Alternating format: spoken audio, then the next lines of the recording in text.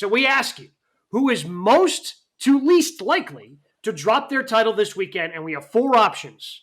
We have Gunther, we have Rhea Ripley, Seth freaking Rollins, and Roman Reigns. Rank those 4 from most likely to least likely to drop their title. It's sad that Io Sky's not part of this because she'd be number 1 with a bullet. Well, that's the obvious one. All these you have to debate. I mean, yeah, absolutely. It's too bad she's not in there because this would be an easier question.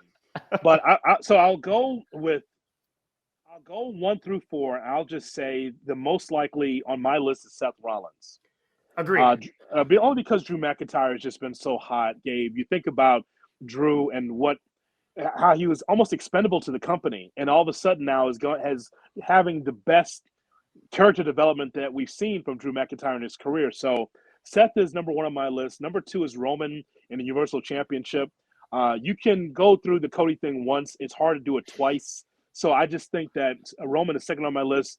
Gunther is third on that list. It seems likely that Gunther could lose the championship, but this whole hype with Sami Zayn doesn't pass the smell test. It looks good in the Rocky movies, but I'm not sure if it works well on Monday Night Raw. Rhea Ripley is the least likely at number 4 for me. So I agree, I had the same order, but when you put it down like that, you have both title matches on Sunday on night 2. I find it weird the back-to-back title changes, like Drew winning, then Cody winning. Like, it feels weird, and like there still is that part of me we've talked about in the last few months of, does Cody lose this weekend? Like, do they pivot again because of what we've seen from The Rock and heel Rock, where he's making children cry for the love of God right now? They're not watching Moana anymore because of him.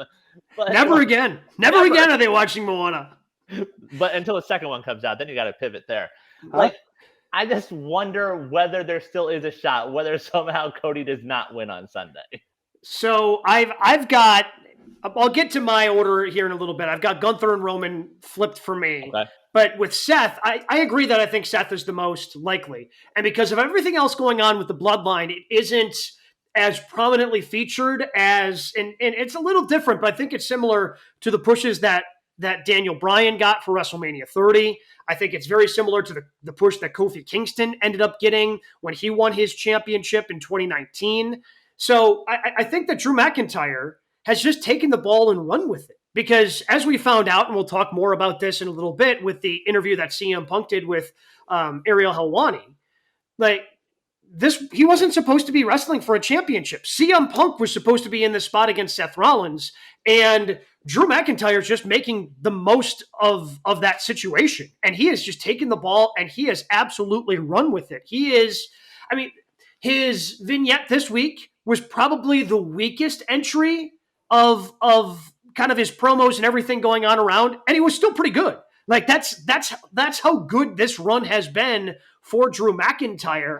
And I guess we've just kind of gotten to this place, at least for me. Yes, it does seem weird that they would change both titles on night 2 of WrestleMania, but at the same time, like, there's no way Seth can walk away. The story that they're telling, and Seth, again, continuing to be distracted. Seth coming out during the Bloodline segment on Monday Night Raw. Seth then, getting the trap, thinking he set the trap with Cody Rhodes, only to get trapped by Roman Reigns. Like, he's so embroiled with all this Bloodline stuff. It is ripe for the taking for Drew McIntyre. And I hope that Drew wins. Whether or not he has a contract or not, then just, well, after Mania, have, Damian Priest cash in and go in a different direction. But with the work that Drew has put in, he has to be rewarded with a championship, and presumably kicking off night 1 of WrestleMania. The flip side of that, if he doesn't win Sunday, you've completely killed the character.